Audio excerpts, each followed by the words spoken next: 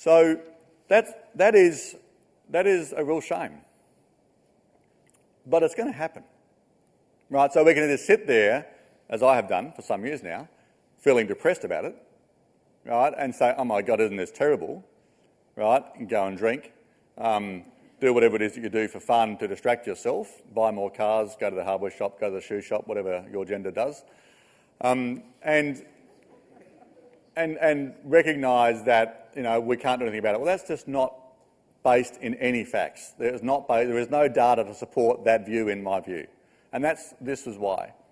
Because human ingenuity is absolutely extraordinary, right? And when we put our minds to it, we do incredible things. We are extraordinary as a species, and we are able to transform situations and problems into solutions in amazingly quick time, right? But we don't do it until the crisis hits. So I would describe, if I was to summarise a couple of million years of evolution, we're slow but we're not stupid. Right? We're slow but we're not stupid. We are slow to respond. We deny, we avoid, we try and get distracted, but in the end, we're not stupid and we can work out how to fix things, and we are going to fix this one. We're not going to fix it in time to save all those Pacific Islands. We're not going to prevent major conflicts. We're not going to prevent sea level rise from occurring, but we are going to fix it because we're capable of fixing it, and everything in history says that we are capable of fixing it. I think this crisis that's coming, I would think it's here now. We don't see it yet, but we will see it. This crisis that's coming is going to trigger the biggest transformation in civilisation's history. And I don't mean in Western civilisation's history, I mean in the history of humanity as a species on Earth. This is going to be fast and furious and incredibly exciting. It's going to happen soon in an economy very close to you, and you are going to see amazing things happen, and we're going to look back and say, that wasn't so hard. Why didn't we start that earlier? Well, that's another conversation. But we are going to look back and say that really was quite simple. Now, I'll give you as an example, and it's not a good example, but it's the best example we've got. That is the Second World War. Right? Denial, avoidance, the data was clear, very straightforward what was coming. No, it's not, no, it's not, no, it's not. Oh shit, yes it is, it's here. Now, what happened then was, just as an example to give some numbers around it, in the US, right, they went from 1.4% of GDP being spent on the military in 1938, 39, to 37% by 1945. This is not percentage of government spending, this is a percentage of GDP focused on the war effort. Just in the 4 years after Pearl Harbor, they had a tenfold increase, inflation adjusted, in the amount spent on the military, right, on security issues. They transformed the auto industry to producing guns and cars and tanks, right, for the war effort, right, to be an armaments manufacturer in 9 months. In 9 months. Right? So spectacular transformations can occur when we decide to act. Right? And so we are absolutely capable of that. The challenge we have is we're going to have to do it that fast, and then we're going to have to suck CO2 out of the atmosphere to turn it around again, which we're also capable of doing, which I'll come to shortly. But we are going to have to turn around that fast. Now, just back to a point that Rosemary raised again about collapse. So yes, there's evidence of collapse in previous civilisations, lots of it, right? And many people in my field believe that we will collapse. Right? They really believe that we are stuffed, and there's no sign of us responding fast enough, and therefore it's all going to fall apart. So the question really is an important one: why won't we? Why do I think we won't? And that's very simple, because we know it's coming. Right? One of the criteria Jared Diamond talks about, we can see it coming. Right? Another one, we have the capacity to respond. We're going through a phase now where we are certainly denying it, and we're avoiding the evidence around us because it's very uncomfortable. I mean, it's not a pleasant bit of news, right? Because it's not like those bastards over there are causing it, right? Those bastards in there are causing it, right? And that's a much more difficult thing to change than getting those over there. I think it's important that we learn to celebrate the unknown of the future.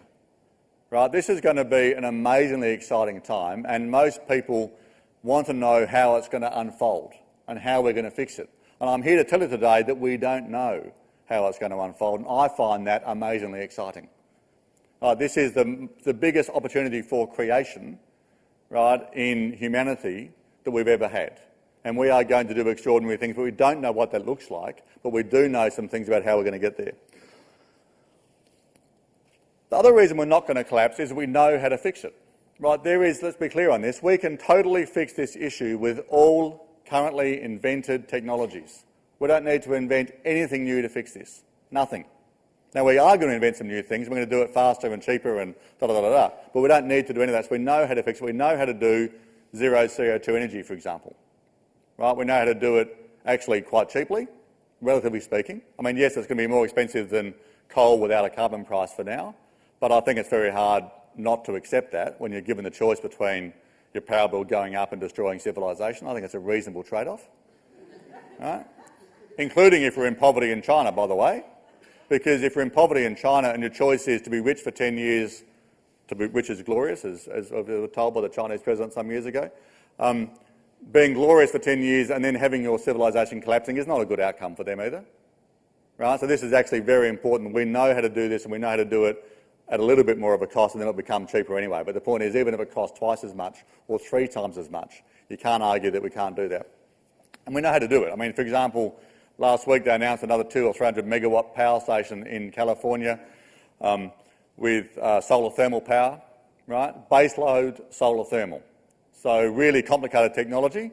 I had one when I was a kid. It was magnifying glass that magnifies the sun into a concentrated area, and I used to light bushfires with it. You can't do that anymore because it's illegal apparently, but I used to light bushfires with it. I wasn't very big, I wasn't very good at it, but the magnifying glass was amazing. It concentrated the solar power into a very small area and the leaves started burning. Really excellent, fun.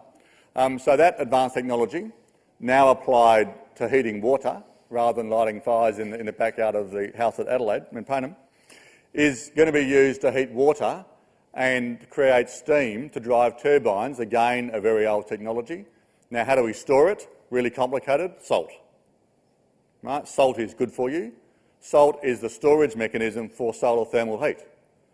Right? And molten salt is what it becomes, and then you get the molten salt, you reheat the water, you drive the turbine at night.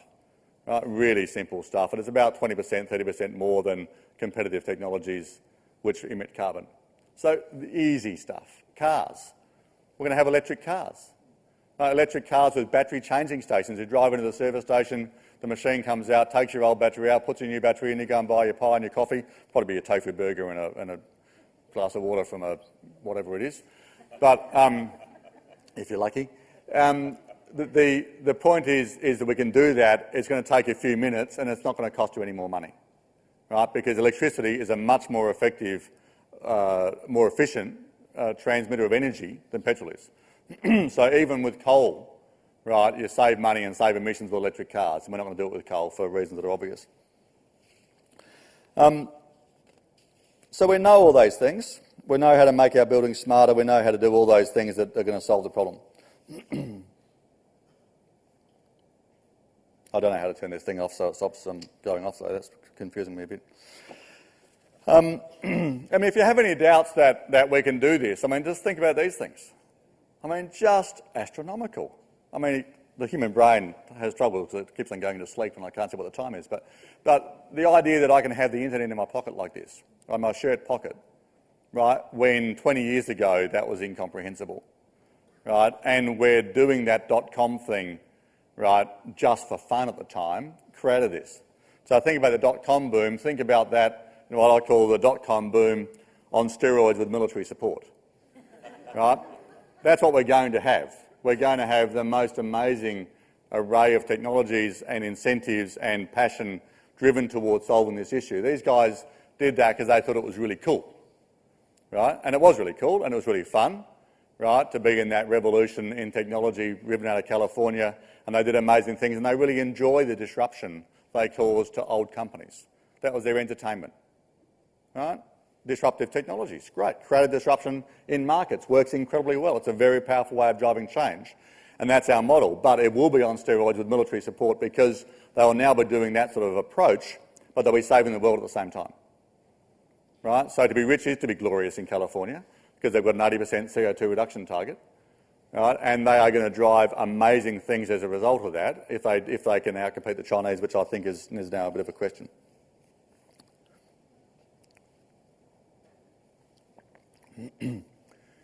I now want to talk a bit about not the technology, but about the heart.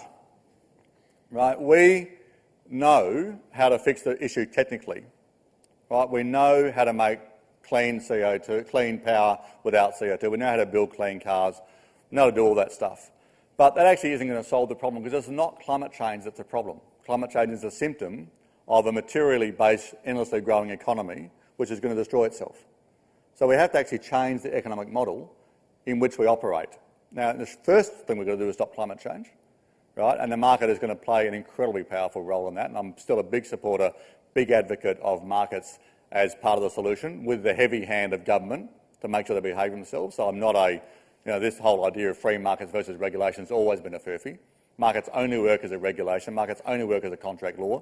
There is no such thing as a free market, right? Markets is a machine that we designed and put the regulations and controls around. And when we're taking them off too much, like we have recently, they get out of control, right? Human nature is such that we cannot do that. Therefore, you need strong interventionist people, not neoliberals like Kevin Rudd, but genuine social democrats, right? People who can actually control the economy in a more profound way and recognise that markets are a great mechanism for sorting things out. I don't want Kevin Rudd or Greenpeace or the Chinese government deciding on technologies. Right? I want the government to say we want zero CO2 energy as safely and as cleanly, right, and as cheaply as we can get it. That's your only criteria, zero CO2 energy. Let the market decide what the right answer is. Governments are no good at picking technologies. Right? Technologies have become completely ideological in this debate, which I think is very destructive. We should have the outcomes for society determined. We want energy, we want it cheaply, and it will be clean. That's not a negotiable point. Right? And then let the market decide how to fix that. And that's a thing we can perhaps come back to in questions. But I digress from the issue of the economic model. Not only do we know how to fix this issue technically, we know how to fix it socially. Right? We know, deep in our hearts, and this is the most shocking news for the evening for you, that buying stuff doesn't make you happy. Come on. Buying stuff doesn't make you happy. Now, it does for 24 hours or so. Let's not exaggerate the case too much. Sometimes for a day or two. A new car, maybe a week or two, or maybe a month. I mean, some new cars. It's good fun. Now, but everything depends upon that big... Someone read my Great Disruption piece and wrote back a comment on my blog about it saying, and called it the Great Deception by mistake. And I thought, that's a much better phrase. It is the Great Deception. The Great Deception is that if we buy more stuff, work really hard, get more money, sacrifice more of our home life for the greater good of shareholder value, we'll get rich and we'll be happy. Right? It's complete, utter garbage. Now, it's absolutely true if you're in an impoverished village in Papua New Guinea. Right? It's completely true if you are in Western China, eking out a living, right, without education, without food, without shelter, with a low life expectancy. There's no question at all that going from zero to different studies between 30, 50, 80,000 US dollars per capita per year is a big increase in happiness. Right? Now get this, once you get past that, it goes up like this, right, and then you get richer and richer and it gets slower, slower, slower until you get really, it doesn't go up at all, until you get disgustingly rich, and then it goes down again. Right? So the ultimate prize here is to be back in misery. Right? If you're really, really good at this model, you will again be unhappy. Now, what does make us happy, though, is that we can be happier in financial terms if I make more than you do. Right? So it is proven in the data that if you make more than the bloke next door, right, or the woman down the street, or the woman at work, whatever, you will be happier than you thought you were before. Now, what a stupid idea for a society. The only way to be happier is to be better off than the person next to you. I mean, that's just dumb. So none of this works. No, it doesn't work. It works out of poverty really, really well. It works out of poverty really, really well. And then once you're at about a decent standard of average Australian earnings, you don't get any happier. You get more stuff, you get more distracted, right? And relatively speaking, you have more than you had yesterday, you feel better. And we all have that. There's no moralising about this. This is human nature, right? But it fundamentally doesn't work, and we know it doesn't work. Now, it's very important, I think, not to moralise about this, not to get into a space where we, as I do all the time, the evil people who drive Hummers, etc., can say that in Australia because no one drives a Hummer. But, it's not like that. This is not about them, it's about us. right? I mean, and true confessions, Michelle, my lovely wife, who's here tonight, for my 40th birthday present, this is really embarrassing, but I love saying it in public because it's sort of cleansing. My present was, get this, I could have unlimited time in the big hardware store. I always wanted to go to the hardware store and look around, because you know what blokes are like, you buy hardware and you become a handyman, right? You buy this machine and you can fix things. You can't, but when you buy it then you think you can. It's excellent, right? And you can look at things and say, if only I had that, I could build a house. If I had one of those, I could build a nuclear power station. Right? Complete crap, obviously, but you believe that, and that's what shopping is about, right? So my 40th birthday present, Michelle said, oh, we'll bring the kids, we'll make it a family event, and you can walk up and down the aisles as long as you like. You know, big BBC hardware, whatever it's called, Bunnings now. You know, and it's a big Bunnings, right? It's a really big Bunnings, right? Really big, I love them, they're just gigantic. And she said, oh, well, an hour will do them completely. You couldn't spend more than an hour there, 4 hours. 1, 2, 3, 4 hours up and down every aisle. And I didn't get bored at all. So the point is, you know, my thing's hardware, your thing might be shoes, whatever it is, doesn't really matter. Right? We want distraction by buying stuff. And it's not like we're good and they're bad, we're right, Americans are evil. And it's not that simple. This is about us. Right? And we have to have some addiction therapy about our consumer society. So in our family, we do things like this. You know, we're certainly far from perfect, but we do things like the kids get for Christmas or for birthdays an experience. Right? So your main birthday present is that you can now pick a family experience, which we're all going to go on and we're all going to enjoy. You know, mine was a hardware shop. That's where it started. And we're all going to come along and it's going to be your day. So one of them goes to the rugby, one of them does this, whatever. That is a very powerful memory for the kids. Now, it doesn't save us any money, because they always pick really ridiculously expensive things. But, you know, 5 tickets for the rugby is a lot of money these days. But the point is that that's their thing, and they're in control, and they get real satisfaction from the experience, from the bonding of the family, from the sense of control and power and influence, which for kids is important. Right? And that's a really powerful thing to do. So that's therapy. That's consumer retail therapy. Right? Therapy against being a consumer. We have a rule that we don't buy anything of a major item without going to the shop and picking it absolutely and deciding what we're buying, then going away for 7 days to see if you really want it. We have saved so much money, right, from stupid stuff that I thought we wanted and Michelle, as usual, was right and we didn't. And after a week you forget about it, or you don't get round to it because it wasn't so important after all. You know, 24-hour rules on smaller items. These things are practical rules because we are all addicted, right, to this distraction. Right? And we have to learn how not to be addicted, and that's actually quite hard work. So that's good news. So we know about that. We've got to stop doing that. And that's obviously not going to cover how to do that tonight, but we've got to think about how do we build our society not to be a consumer society? How do we have a campaign against shopping? Who wouldn't like 5 more weeks holiday a year in return for 10% less shopping? Right? 5 weeks you work every year for that 10% marginal improvement in retailability. Right? So 5 more weeks with your family, 5 more weeks having a holiday, 5 more weeks doing what you do in return for being a little bit more disciplined about your shopping. Enormously significant benefit. Pay off your mortgage, reduce your debt, have a better life for 5 more weeks. So that doesn't add up. That is the great deception. Right? We have fallen for this hook, line and sinker. It's not a conspiracy by the bad guys. It's actually our conspiracy. We've bought into it. We've encouraged it. And we've got to stop doing it because that's a very important thing not to do anymore. So we know what's wrong, we also know what's right. We know that, for example, what does make us happy is love, right? Relationships, community, and doing something meaningful with your life. Well, they're the things that are, and going to rugby if you're an 8-year-old boy, like my son. That's meaningful for him. Is really important to recognise that we know and we have proven, this is not a philosophy, this is actually data measured and proven by lots of people, that what makes us happy is doing meaningful things, having connections and relationships. So we need a movement, right, that says, let's have a cup of tea in our street on Wednesday mornings, right, for whoever's around. Let's go and make sure everyone in our street talks to each other sometimes, just to see who's around, so I feel as though I'm part of a community. Let's make sure all the blokes around the place looking after my sons when they're misbehaving, when they're adolescents and doing wild things, because they know who they are and they will intervene.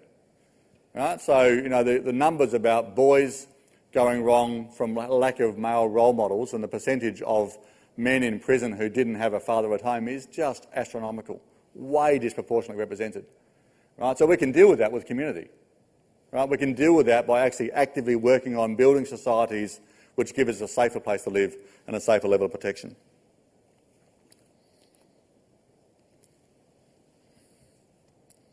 So the good news in all that is that we know how to fix it, we know what the values are, we know how to change, and we're already doing it. There are movements emerging all around the world of people acting, a transition towns movement in the UK and the US, building towns and cities that aren't going to rely on an oil-intensive, CO2-intensive economy.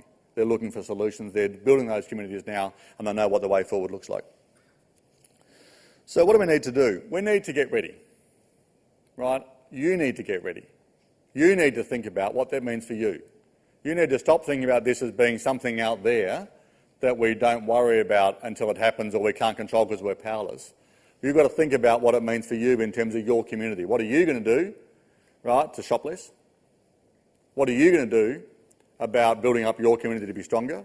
What are you going to do about ensuring that meaningful work is part of your life, right? That meaning comes to you, whether it's volunteering, right? It doesn't have to be through your job, but you've got to have meaning in your life and substance because it'll make you happy. You've got to teach your kids and your community that happiness comes from meaning, and that's an active intervention we need to do to create this new world. The final thing I want to say about that is that I used to run Greenpeace.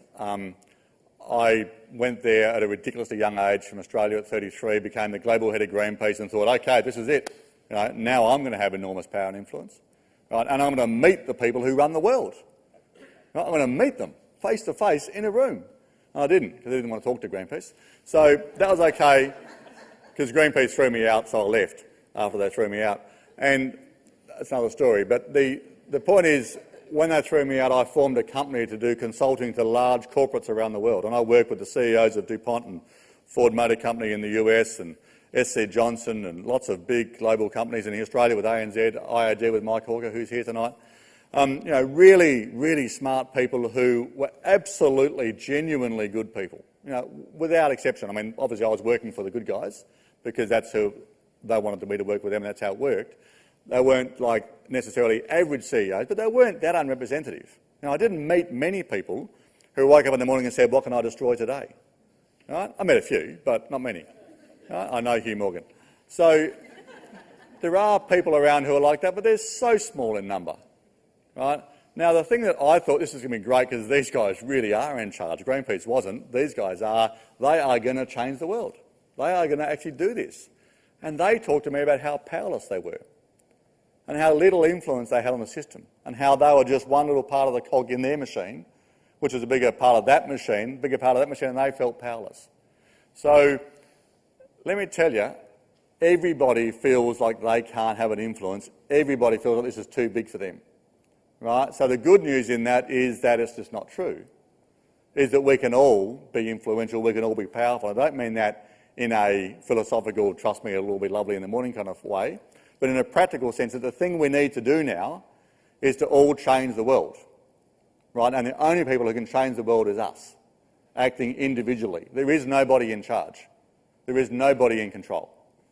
Right? And the only hope we have is that all of us decide to act, which we will because of the crisis that's coming, and we'll find a different way forward. So, one of my favourite things in this, when I'm doing corporate talks, is if you're not going to save the world, then who is? I mean, think about that. If you're not going to do it, who is? Well, I'll tell you, Greenpeace is not going to do it. Right? AIG isn't going to do it. IAG could have, but that's another story. There is no one better or smarter than any of us in these positions who are in charge and who can do things. Yes, it's great that Barack Obama's in power. He is doing amazing things, right? A genuine reformer and doing extraordinary things in this area, but it's not enough, right? It's not enough unless we all get involved. And my favourite closing quote is, which I read in an article about a bunch of Harvard students who are inventing a new way forward with transport, was, we are the people we've been waiting for. Right, we are the people we've been waiting for. There is no one else coming. There is nowhere else for them to come from. There is no one better than this. We are the people, and therefore it's time for us to get to work on the task of building a new world. Thank you. Yeah.